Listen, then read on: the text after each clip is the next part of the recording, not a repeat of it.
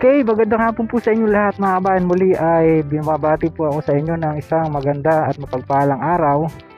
Ngayon po ay 1:23 na ng hapon, araw ng linggo, kahit sa 1 sa buwan ng Oktubre.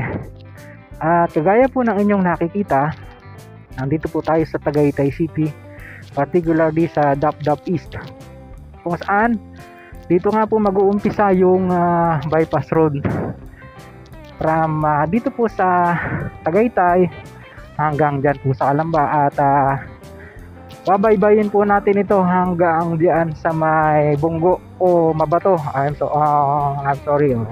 Siguro hindi na tayo naabot ng Bunggo kasi may vlog na po tayo dito last I think last 7 months po yon.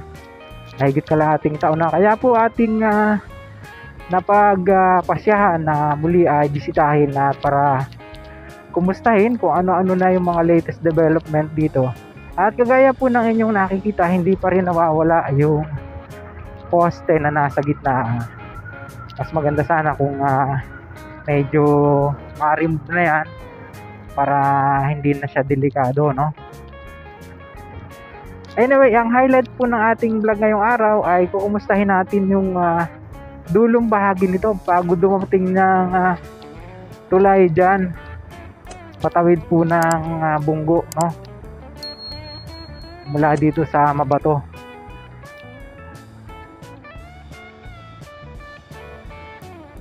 Ito po ay nagagamit na ng ating pong mga kababayan na nagpaparot pa rito from Calamba to Tagaytay, no? At sa mga karatig na nayon o baryo. Kagaya po nga ng ating huling vlog, ayan, isisingit ko na lamang po kung ating pong magagawa ng paraan na maipakita po ulit sa inyo yung dating video dyan sa dulong bahagi kasi rough road pa po yan, no? Yun ang ating kukumustahin ngayon kung ano na ang development dyan, kung nasemento na ba o ano na. So yun po ang ating alamin mga kabayan. Kaya samahan nyo ako sa ating pong biyahe ngayong araw at sa ating pong adventure na ito muli dito po sa dinadayo na Tagaytay Calamba bypass road. Here we go.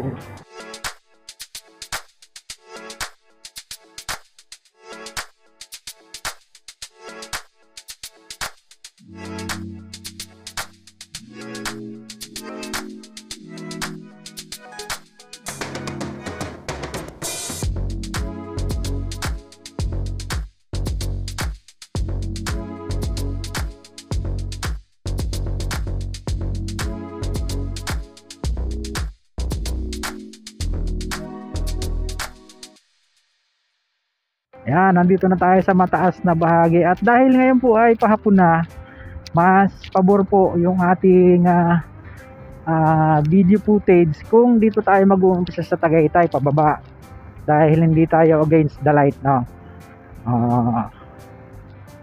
Medyo matarig tong lugar na to, dahan-dahan kayo dito mga kabayan. Ayan, no?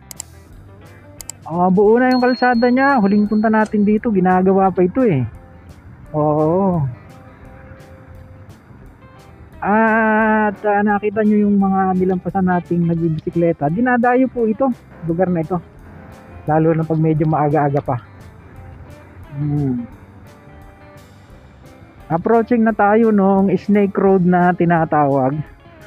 Diyan na po yung sa una-unahan ng konti, pero dito pa lang nag-uumpisa na. Babala, marahan po lamang, lubhang matarik, use engine brake. Isang paalaala sa ating lahat mga bayan. Mula dito nag-uumpisa na nga po yung Snake Road na tinatawag. Ayan, oh.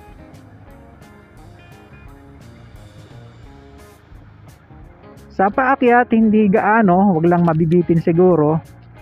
At sa pababa kagaya nga po nung inaalaala doon, siguro may mga disgrasya na rito. Tingnan nyo naman yun, oh. Gamit po tayo ng engine brake mga kabayan. Malaking tulong yan, lalo sa mga naka-manual transmission.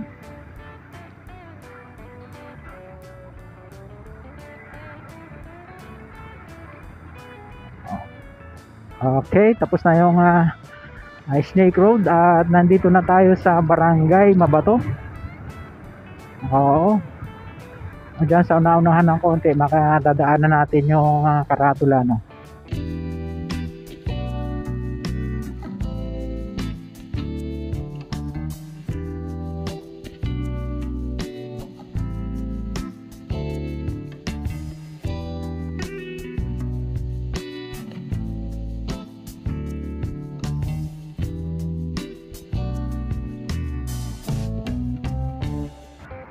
Eto na yun, yung kanilang karatula dito, Barangay Mabato.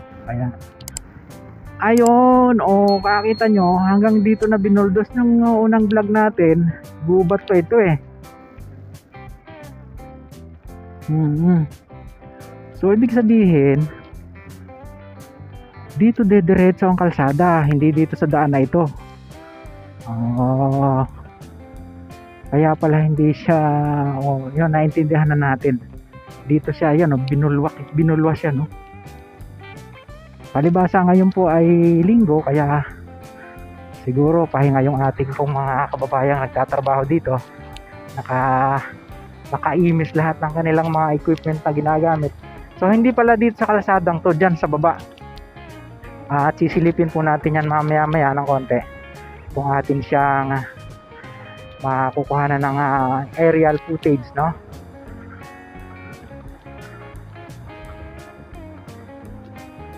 At yung kadugsong niya sa baba, titingnan natin kung nasemento na or sasabay-sabay na yan. Ayan, dyan sa baba binutas, oh. Dyan pala siya dadaan. Oo.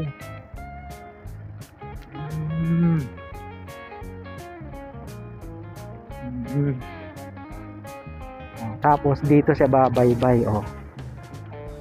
Hindi pa rin nasisemento, oh. Pero at least mayroong pong mga new development tayo nakita, kagaya nga nun, binutas yung lugar na kung saan dadaan yung kalsada.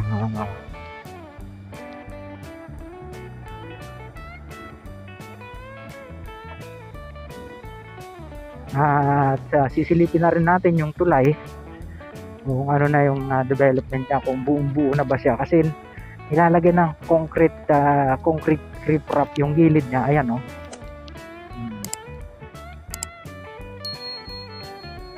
Madulas yan, lalo na pagka bagong ulan, no? Dahan-dahan lang kayo dito.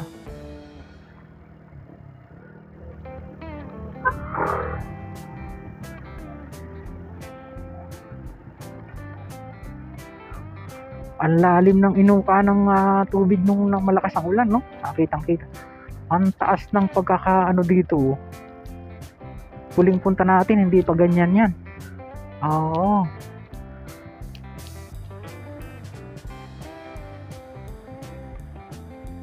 At siguro yung tubig ng ilog dyan ay napakalinaw or malinis pa. Dinadayo siya ng mga naliligo eh, mga taga rito.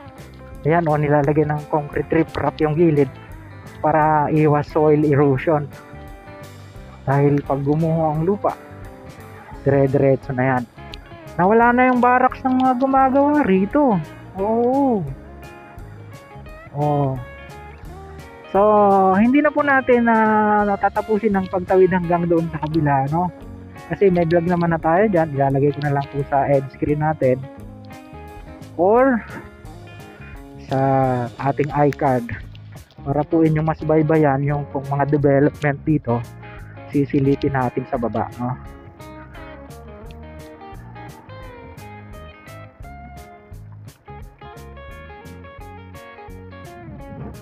Doon sa unahan para makita natin yung riprap, concrete riprap.